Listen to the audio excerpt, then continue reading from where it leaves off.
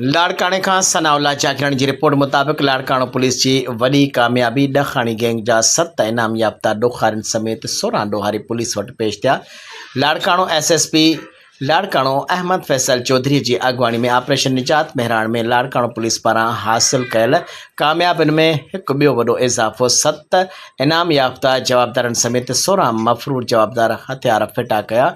हथियार फिटा करण वारनि में 50 लख इनाम याफ़्ता शरीफ़ ॾखाणी, 30 लख इनाम याफ़्ता अकबर ॾखाणी, 30 लख इनाम याफ़्ता सैफल ॾखाणी, 10 लख इनाम अकबर सुमरो, 5 लख इनाम राबेल ॾखाणी, 5 लख इनाम अस्कर ॾखाणी, 5 लख इनाम याफ़्ता शामिल आहिनि। भोरो ॾहाणी समेत 9 मफ़रूर जवाबदारनि में शहबीर ॾखाणी, इमरान उर्फ शाका ॾखाणी, बरकत ॾखाणी, गुलाब ॾखाणी, एजाज़ ॾखाणी, मांझी ॾखाणी, अकबर ॾखाणी, हुमेर ॾखाणी ऐं शोबान खरोस शामिल आहिनि। हथियार फिटा कंदड़ जवाबदारनि जो तालुक़ु ॾखाणी गैंग सां आहे। मथे ज़िक्र कयल जवाबदार 15 सालनि जे जिहाद ॾखाणी तकरार जा मुख्य किरदार आहिनि। हिन खूनी तकरार दौरान 25 इंसानी जानियूं ज़ाया थियूं हुयूं।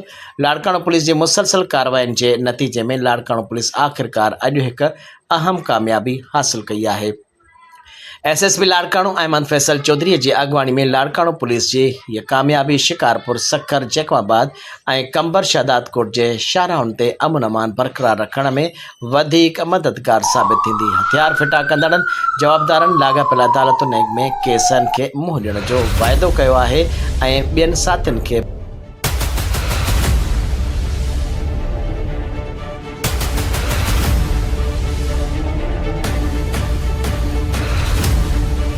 अस्सलाम वालेकुम।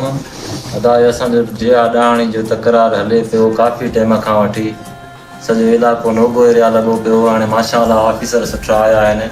अहमद चौधरी साहब लाड़काणे जो एसपी साहब आहे, माशाअल्लाह उनजो सुठो पॉलिसी आयो आहे। सभु जेके बि दोस्त आहिनि उन्हनि खे मुंहिंजो गुज़ारिश आहे दुअनि जो ज़िंदगी छॾे अचे, करे अचे, पेश थियो।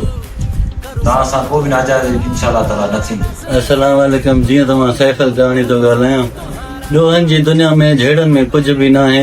महिरबानी करे सभु सिलेंडर थियो, भली पॉलिसी आहे, तमामु सुठा ऑफिसर आहिनि। अस्सलाम वालेकुम। मां असगर ॾहाणी पियो अर्ज़ु कयां सॼी संगत खे इहो अर्ज़ु आहे त सिलेंडर थियनि, सुठी पॉलिसी आई आहे।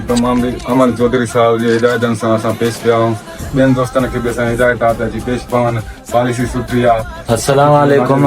मां अकबर अर्ज़ु थो कयां ॾहाणी, ॾोहनि जो दुनिया छॾे करे अची सिलेंडर थो।